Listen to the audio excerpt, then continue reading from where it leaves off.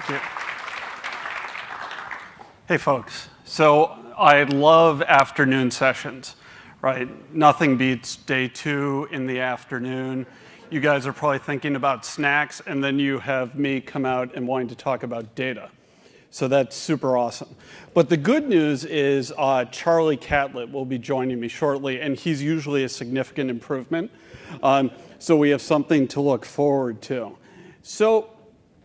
So we're going to spend about 5 minutes talking about the Chicago story, and then we're going to migrate into Charlie and I chatting about some more forward-thinking ideas. But let's go back in the way back machine for a second and think about 10 years ago. Because 10 years ago, excuse me, open data and data was a very different landscape. And for those of you that don't know me, which looking at the room, there's a few, so I grew up in the startup world. I was one of the people who built OpenTable. I spent 7 years of my life doing that. And then what is the most natural thing you do after you build OpenTable, right? You become a Chicago cop, right? Because you can clearly see restaurant reservations and then being the popo, right? So that makes sense. So I went from being at OpenTable, and then I went into the world of public safety.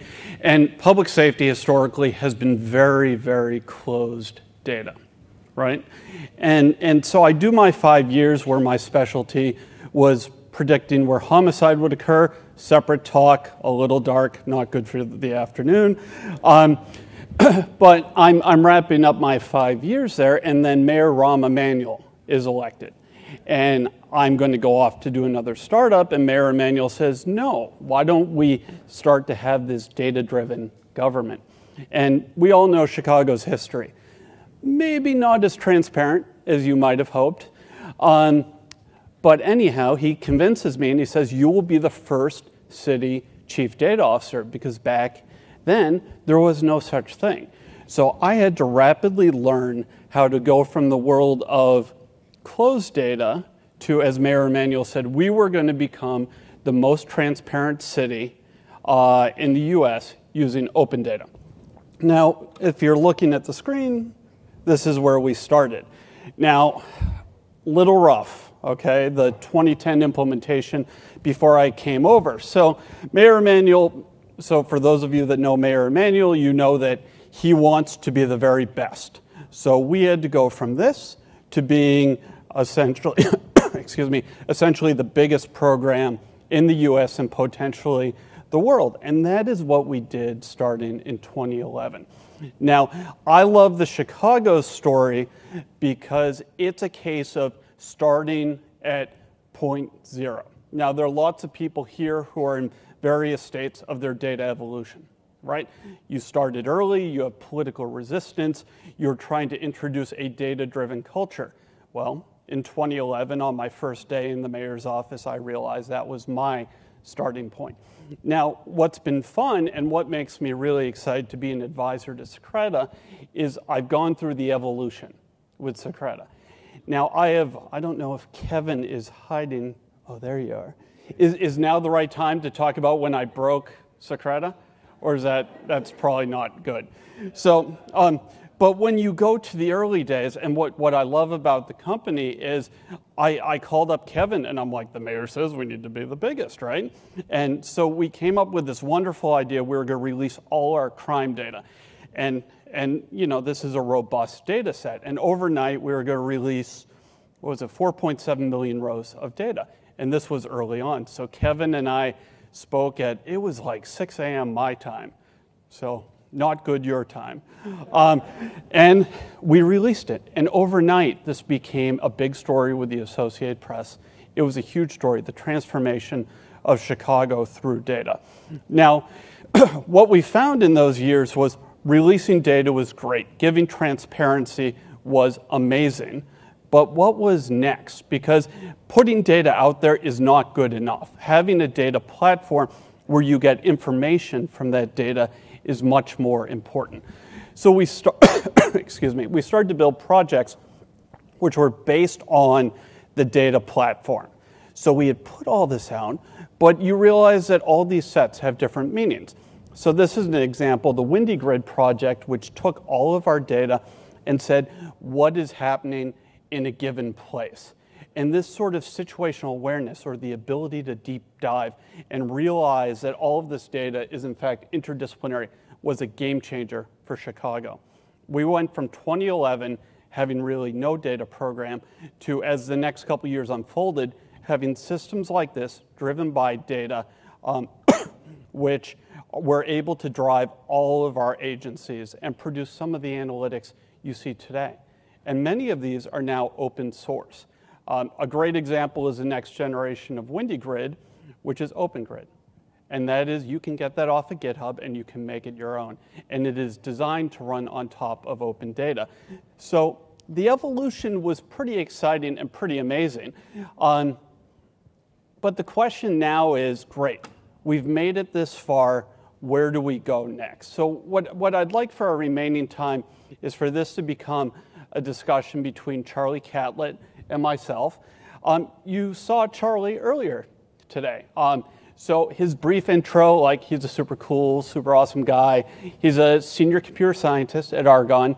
He's also a director of urban CCD at University of Chicago. And he's someone who I partner with quite a bit. Now, I need to be honest with you. Charlie and I spend a lot of time together. So we've been all over the world. So this is me ruining Charlie's picture in Taipei.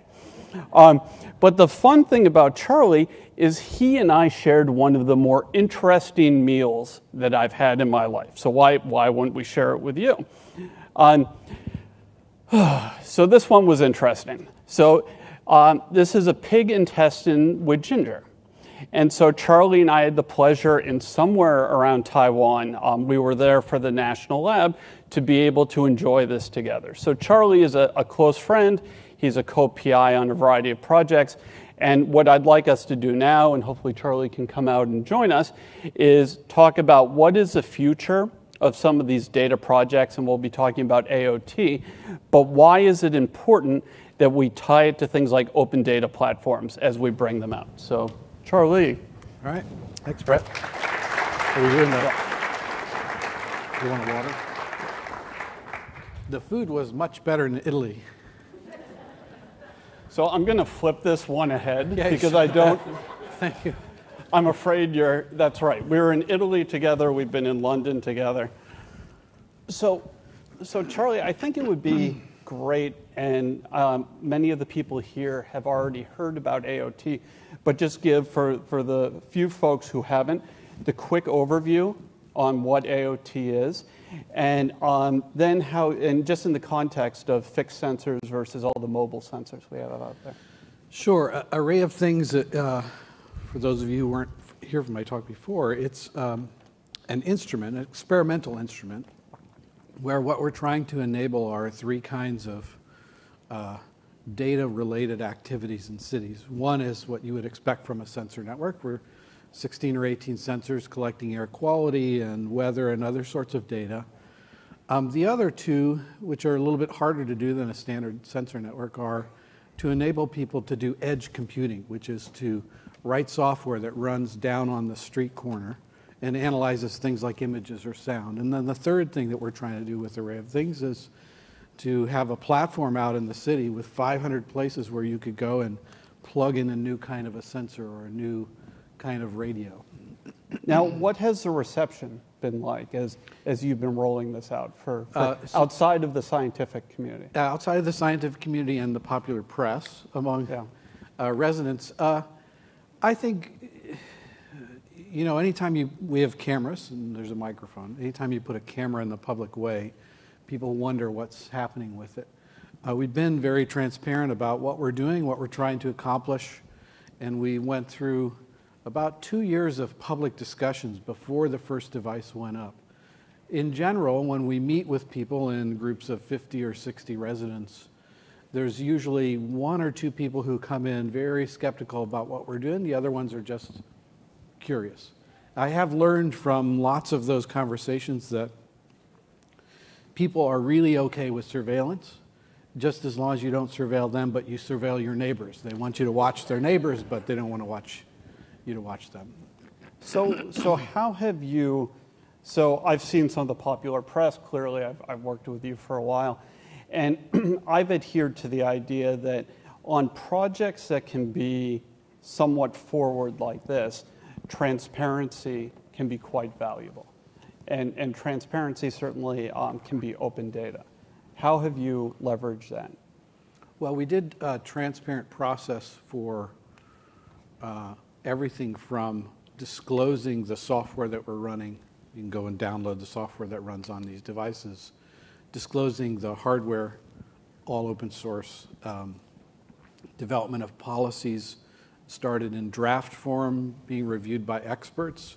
We went through 6 months of public interactions on policies.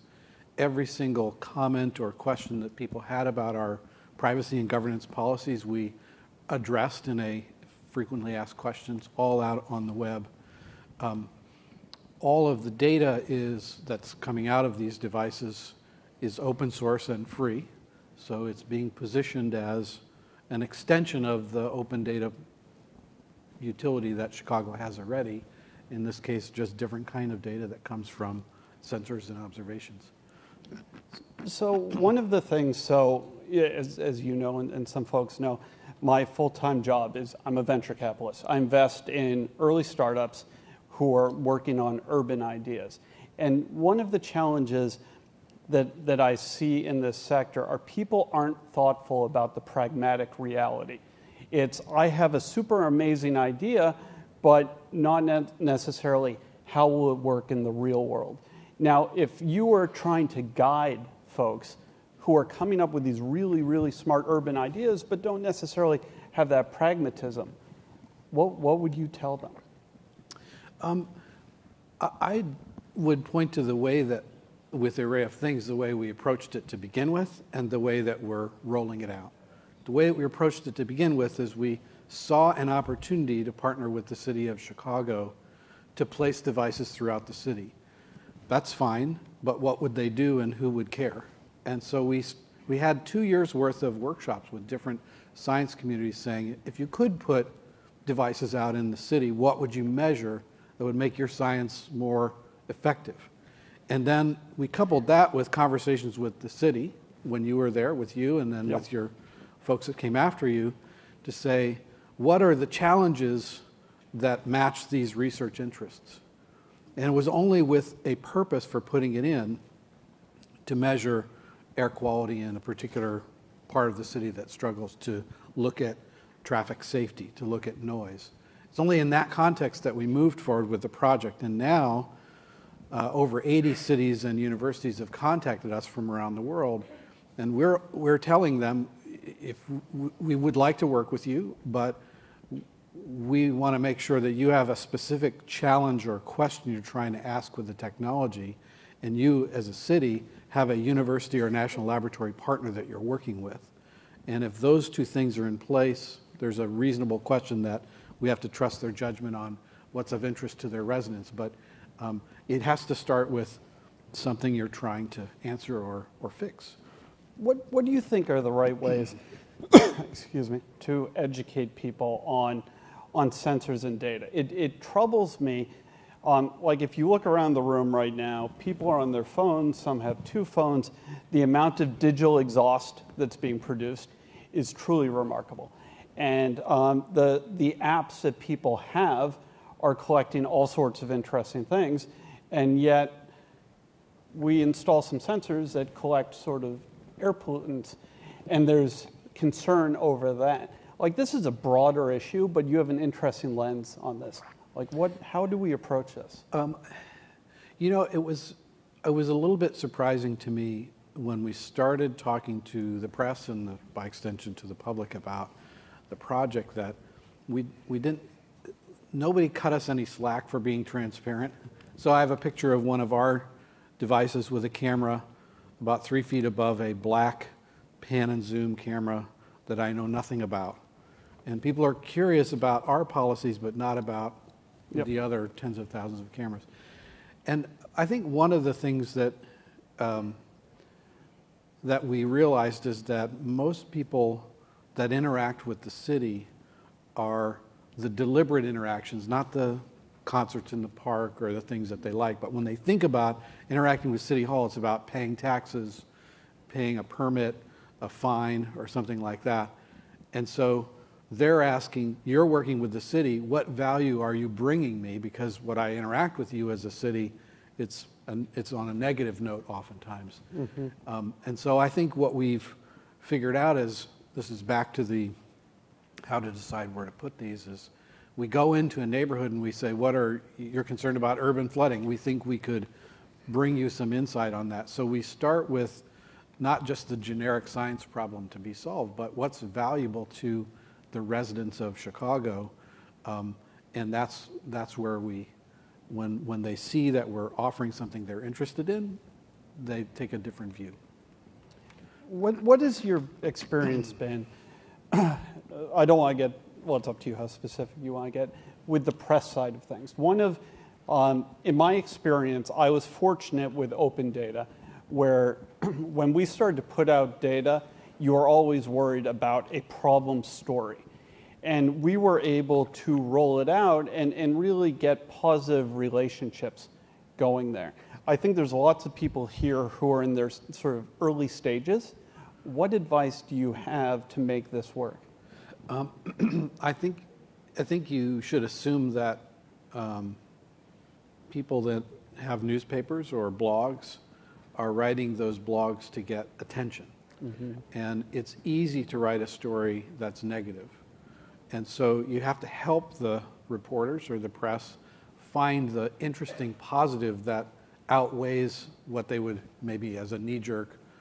It's easy to write something that says, oh, they're violating privacy, or they might be violating privacy. So we worked very hard after a few initial trip-ups, not expecting the negative press about privacy and the misunderstanding. We worked very hard at a set of very clear messages about the value of what we were doing and the goals. So one of the things that you and I have talked a lot about is putting data out there as a force multiplication effort, because we have so much data that we don't know what to do with. Now, you're going to be collecting enormous data, and a large portion of it will be open. What do you see, and how do you encourage people to use the data and find the problems that we've never thought of? Well, you showed them Open Grid, yep, or Windy Grid, sorry. And so for those of you who don't know or weren't at my talk, Brett and I worked together on something called Plenario, which was to take the concept that he just described of Windy Grid and change the audience from an internal audience in the city to a set of scientists or social scientists, economists, or policymakers. And the two of us and our team, we worked together to build this geospatial database with APIs, and then we built a portal on top of that. For the data that's coming from Array of Things, the very first thing that we did was to make sure that all of the import, the ETL functions to Plenario, and the way that we represent data, we could pull all of the data in from the sensors. The next thing that we did was to augment the APIs so that you could query individual sensors or all of the sensors. You could say, I'm at this latitude and longitude and it's 2 p.m. Tell me what's the carbon monoxide reading at the closest Array of Things node. So our strategy has been to push the data, the same strategy that you described with City of Chicago, push the data out into a platform that's useful right off the bat. It'll go to the Socrata data portal, it'll go to Plenario, there'll be streaming sockets available as well, and then provide the APIs on the other end so that people can repurpose the data. We already have people that are starting to look at those APIs and try to develop mobile applications on air quality, or in one case I showed a lighted bridge on the 606 that they want to do a light display that has some indicator of air quality. So something that I've seen for a number of years are, and I talked to someone about this earlier, people overcomplicate what they're trying to get out of the data initially. And this drove me nuts in government, where we need millions of dollars and we need a big project team. I would argue that there are lots of simple things that can be found somewhat easily. I wrote this somewhat snarky post a week or two ago talking about financial data. Now, often people will say you're going to need years of audit and analysis to find anything interesting from financials. And I posted an article about the Benford principle and 52 lines of code, and you can find something interesting. What do you see, and I'm sort of putting you on the spot here, is what is your advice for early quick wins that people who are your thousands of viewers right now can be looking at the data, and what should they be thinking about? Looking at the array of things data? You're going to put out enormous data, and I bet there's lots of early, easy questions that all of our data scientists could be working on. Yeah, I think, as we talk to different cities, there are some themes that come up over and over again. Air quality and how is it related to transportation and weather. Noise and how is that related to transportation or construction schedules. Traffic safety, there it's a matter of machine learning to extract information from sequences of images for traffic flow or even the potential for detecting a near miss of a car accident. So I think for the general data scientist that wants to look at array of things data, I would start to combine it with look for, there's data about asthma rates throughout a city like Chicago. So pull that together with building stock information where people are spending their time and with transportation schedules and see what sort of correlation you might find. Mm-hmm. I do something similar to noise, with noise. So. What do you think is the role of the private sector here? One of the things we found was putting out open data was great for the civic community, it was great for government, and it actually was good for intergovernmental. How do you think the private sector fits into all this? Well, I think, I'll tell you what my concern about the private sector and where I think we want them to be. We recently got several terabytes worth of a particular kind of data from the city of Chicago, and it was image data. And we had our grad students try to do analytics on that data. But it was only readable with a proprietary interface and was only viewable on the screen. So these are smart grad students, one of them from Caltech, that came to us and said, the only way I can do image processing on this 5 terabytes of data from the cameras in Chicago is to play it with the company's viewer and point a camera at the screen. So I bring that up as an example where what we don't want from industry is a packaged solution with all the answers. Mm-hmm. It's great if they add value to that, and they should be able to make money on that sort of thing. But we really want the data to be open in a format that allows other people to analyze it as well. So I'm a little bit nervous about some of the smart city smart city solutions that are coming in where there's a bunch of infrastructure that's put in and the interface into it is some proprietary portal or piece of data. And I think those two things need to be kept separate. So deep learning, and you talked a bit about this earlier. So what do you think is real in the near term, and there's so much hype around deep learning and AI right now. What is real and what is not so real? Well, there are things that you can do with very high performance, the NVIDIA Tesla chip and things like that, that we don't have out in these devices. We don't have that kind of a specialized processor. And so if you're thinking about a sensor that's out on the street pole like this, that's the way that we've done array of things, I think a couple things are realistic in the short term with the current environment.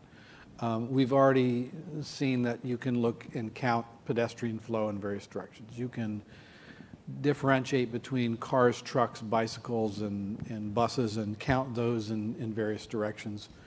We think that we can look at images and in semi-real time decide whether a bicyclist is wearing a helmet or not for public safety. And then, as you know, we had a couple of students do a project where they wanted to look at the upward-facing camera and say, can we, with this hardware, can we determine the difference between a plane, a drone, and a bird? And they could. So I think some things are fairly near-term realistic. I think that, so the other thing that's realistic in the near term in terms of sound processing, and some of our collaborators at NYU, Juan Bello there, we can certainly do the average sound intensity. How loud is it in the park or on the corner? With some of the machine learning in audio, we can begin to look at, of this sound, what percentage of that is construction noise versus traffic noise. It will be hard with the current software and hardware, mostly with the current hardware that we have. It'll be hard to do the near miss, look for a near miss of a car swerving around a pedestrian or coming to a halt. That will take some tricky machine learning. But in all of these things is, you put hardware out, you set aspirations for what will be, if it's a 2-year project to do or let's say a year project to develop the software, well, a year from now, the software, when it's ready, will be running on much more powerful processors. So we're trying to shoot for 2 years out, maybe 3 years out with capabilities and let the hardware kind of catch up. Do you think it's always an edge play, or do you think there's a case of it going back to the cloud? I think you can do it either way. We chose to do edge processing for a couple of reasons. One of which is we don't have free high-speed networking in Chicago, and so we would have to pay for every byte that comes back, right? So it saves us money not to have to send all these images. A second equally important reason to do the edge processing has to do with privacy and the responsibility of keeping a continuous set of images for the city of Chicago over what we hope to be years. We don't feel that having that kind of surveillance in a server, protected or not, is something we really want to take on. It's not a research project that we're interested in. And so processing the images and then deleting them allows us to have a stronger privacy policy and to avoid a lot of the important responsibilities that you take on when you have a surveillance network like that. If we were sending the data back to the servers, all of the machine learning would get immediately way more powerful and way faster. So it's a trade-off that we're making. Well, we just need to run some long wires. Yeah, we can do the long wires. To that cloud. Yeah. Right. Yeah. So being we're almost out of time, I just wanted to tee up a hard one to wrap us up. So I spend a lot of time thinking about algorithms because that's cool. And one of the things, so as algorithms have become more quote unquote mainstream, and we have deep learning, and we have neural nets, and we have AI, I think there's an importance to transparency in algorithms that is not getting enough conversation. I gave a talk at Strata this year talking about the dangers of black box algorithms and the importance of showing your math, because math can be extraordinarily powerful, but little errors can have big impact. How do you consider sort of algorithmic transparency as we start to build this large network that has, some intelligence there? Of course, we agree on this concept. It would be super awkward right now. It would be awkward right now if we didn't. I think of it as really analogous to what we think about when we think about a encryption protocol. Secrecy is going to weaken eventually the protocol in the sense that you don't have a bunch of eyes looking at it and trying to break it. Yep. And so you're making a big assumption that you actually got it right. And with these kind of algorithms, the possibility, or I would say the high likelihood that there's some unintended bias in these algorithms makes it all the more important that you want lots of eyes on those algorithms. And it's one of the reasons why you do open source. All of our software is open source because we say, for example, that there are no open ports. You can't make a connection. Well, somebody may come to us, and it's probably likely over the next few years, they'll come to us and say, I was poking around on GitHub, and you left this port open. Yep. Did you realize that? And we'll go, oh, one of our developers didn't go through the checklist. So with algorithms, I think it's even more important than the software because people are making decisions about these things that have influence on public safety and health and values of houses and things like that. So I think you're exactly right for talking about the crypto example. If you look at the writing about crypto, 20, 25 years ago, they faced these same questions. And there was this original idea of proprietary cryptographic algorithms, and you started to see some pretty dangerous weaknesses. Yeah. So I think this is a great case of being able to look to the past and do something really smart, because we're going to make these amazing advances, but we need to be thoughtful about them. Yeah. So great. All right. Well, thank you very much, Charlie. Thank you.